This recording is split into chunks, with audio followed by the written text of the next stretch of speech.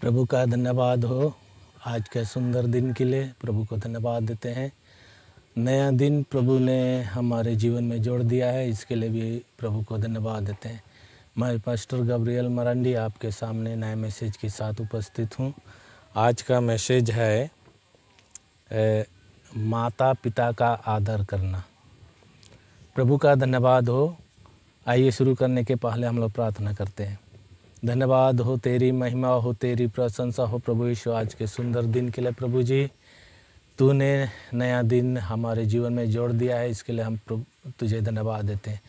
प्रभु जी, तेरे मैसेज के जरिए प्रभु जी हालेलुया, तेरे वचन के जरिए प्रभु जी हम तेरी सेवा करते हैं। प्रभु यीशु हालेलुया, तेरा मैसेज, तेरा वचन जगत के छोर तक पहुंचने पाए प्रभु यीशु हालेलुया, ताकि प्रभु जी जब कभी भी तू आए प्रभु जी हालेलुया, लोगों को तू अपनी ओर खींच ले और स्वर्ग ले चल। प्रभु जी धन्यवाद हो, तेरे वचन के लिए धन्यवाद हो। प्रभु जी, जितने मुझे फॉलो करते हैं और जो नहीं भी फॉलो करते हैं उन सब को आशीष दे प्रभु यीशु हालेलुया, ताकि तेरी बड़ाई हो, तेरी महिमा हो, घरों में और खेतों में, खलिहानों में, अपने काम के क्षेत्र में, बिजनेस के क्षेत्र में आशीष दे प्रभु जी हालेलुया। बाल बच्चों में आशीष दे हालेलुया।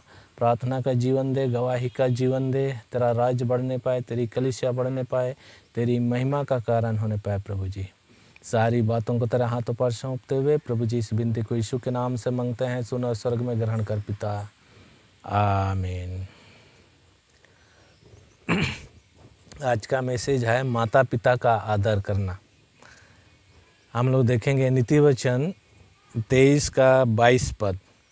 आपने जन्माने वाले पिता की सुनना, और जब तेरी माता बूढ़ी हो जाए तब भी उससे तुच्छ ना जानना।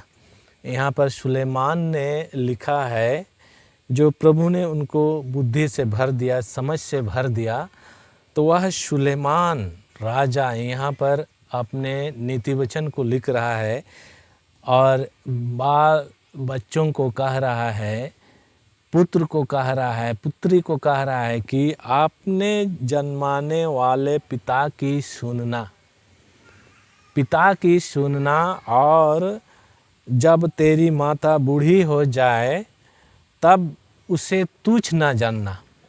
प्रभु का धन्यवाद हो। आज संसार में हम देखते हैं जब माता पिता बूढ़ी हो जाते हैं तो इस तरह से उनको तुच्छ समझने लगते हैं और इस तरह से उनको अपने घरों में, परिवारों में इस तरह से उनको अच्छा रिस्पेक्ट, अच्छा आदर नहीं करते हैं। प्रभु का धन्यवाद हो। लेकिन परमेश्वर का वचन में यहाँ लिखा है, आपने जन्माने वाले पिता को की आदर करना, और जब तेरी माता बूढ़ी हो जाए तो उसको तुच्छ ना समझना। प्रभु का धन्यवाद, हमको आज्ञा दिया है और इस तरह से उस आज्ञा को पालन करने के लिए हमें अपने जीवन भर में इस वचन को थाम करके रखना है, ताकि हमारे जीवन में किसी प्रकार का कोई गलत काम ना होने पाए। प्रभु का धन्यवाद हो। अपने माता पिता के विरोध में कोई भी ऐसे काम ना होने पाए जो प्रभु की दृष्टि में भला नहीं है। प्रभु का धन्यवाद हो। और हम लोग आगे देखेंगे नीति वचन 23 पद में, सच्चाई को मोल लेना, बेचना नहीं, और बुद्धि और शिक्षा और समझ को भी मोल लेना। मोल लेना यानी खरीदना।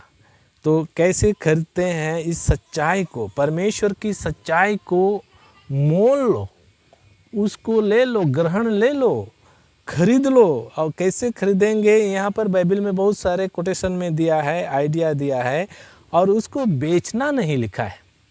परमेश्वर की सच्चाई को बेचना नहीं, बल्कि उनको मोल लेकर के अपने पास रखना, बुद्धि को प्राप्त करना, समझ को प्राप्त करना, और उस बुद्धि के अनुसार, उस समझ के अनुसार इस संसार पर तू रहे और इस तरह से प्रभु का सेवा करता हुआ, अपने माता पिता का सेवा करता हुआ पाया जाए। प्रभु का धन्यवाद हो। प्रभु के वचन में यही एक वचन है जो हम अपने जीवन में स्थिर रह सकते हैं, अपने माता पिता को आदर कर सकते हैं, परमेश्वर को हम आराधना कर सकते हैं, परमेश्वर की आज्ञाओं को इस संसार पर हम पूरा कर सकते हैं। और इस तरह से लिखा है, बुद्धि और शिक्षा और समझ को भी मोल लेना। बुद्धि को, शिक्षा को और समझ को मोल लेना, उसको ग्रहण करना। प्रभु का धन्यवाद हो। और इसको प्राप्त करने के लिए यत्न करना, क्योंकि ये बुद्धि, समझ और शिक्षा, ये दोनों जीवन को सुरक्षित बना के रखता है। इस संसार में जीवन को सुरक्षित बना के रखता है। बुद्धि अगर होगी तो हम अपने जीवन काल में अच्छी रीति से काम धंधा करेंगे और विभिन्न प्रकार के झंझट झमेलों से हम बुद्धि के द्वारा हम निकास पा सकते हैं।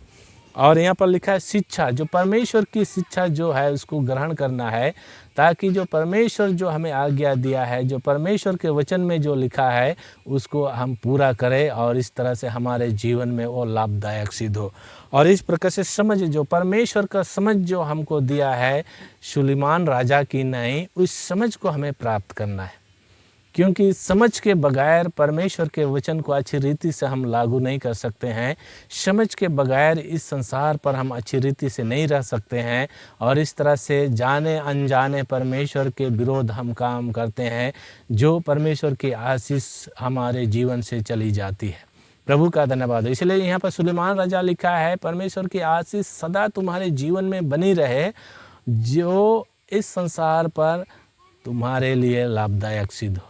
प्रभु का धन्यवाद हो। और हम लोग आगे वचन देखेंगे, नीति वचन 23 का 24 पद में वहाँ पर लिखा है, धर्मी का पिता बहुत मगन होता है और बुद्धिमान का जन्माने वाला उसके कारण आनंदित होता है। जिसके पुत्र, यहाँ पर लिखा है, बुद्धिमान होता है, समझ रखता है और शिक्षा को प्राप्त किया है, निपुण हो गया है, अपने जीवन काल में अपने माता पिता के बगैर अच्छी रीति से रह सकता है, परमेश्वर का सेवा कर सकता है और परमेश्वर की समझ, शिक्षा और बुद्धि के द्वारा इस संसार पर परमेश्वर की सेवा कर सकता है। तो लिखा है, उस पुत्र के लिए, उस पुत्री के लिए जन्माने वाले माता पिता मगन होते हैं, आनंदित होते हैं, क्योंकि वे जान जाते हैं कि मेरे पुत्र और मेरी पुत्री परमेश्वर के वचन के खिलाफ कभी भी काम नहीं करेगा, परमेश्वर के मार्ग पर चलता हुआ इस संसार पर रहेगा और दीर्घायु प्राप्त करके इस संसार पर वो अपने समय के अनुसार प्रभु के पास जाएंगे।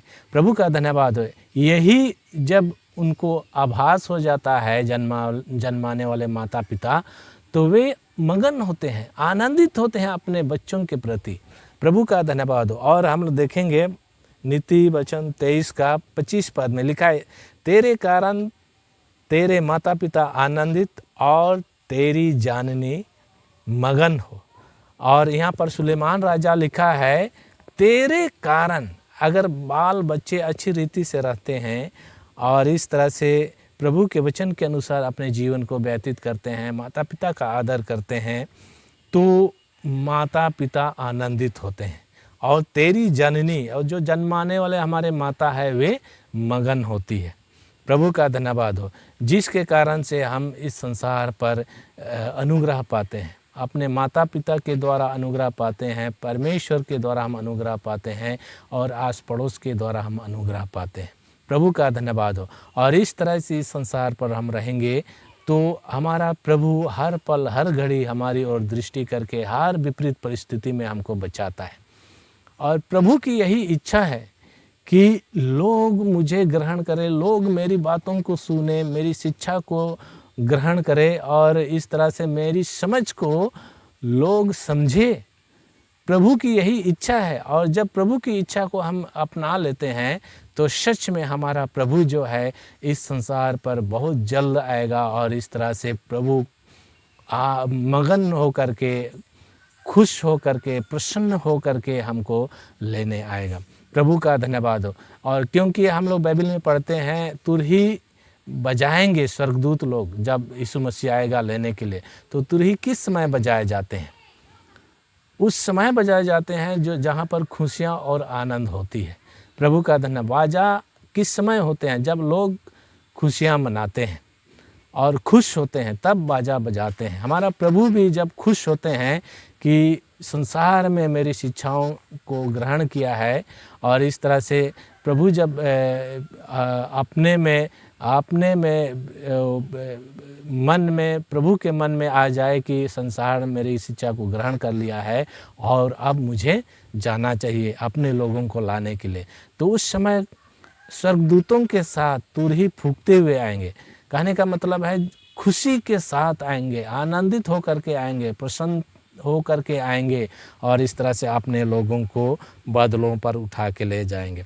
प्रभु का धन्यवाद हो। ये हमारे जीवन के लिए एक बहुत ही अच्छा सीख है, अच्छा शिक्षा है जो नीति वचन के द्वारा सुलेमान राजा ने हमारे बीच में रखा है।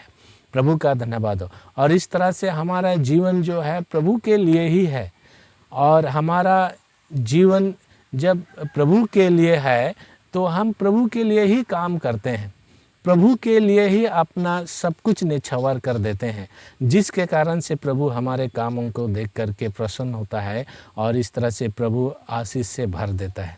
घरों में, परिवारों में, बच्चों में और हर क्षेत्र में आशीष से भर देता है। प्रभु का धन्यवाद हो। इस वचन से प्रभु आप सबों को आशीष दे।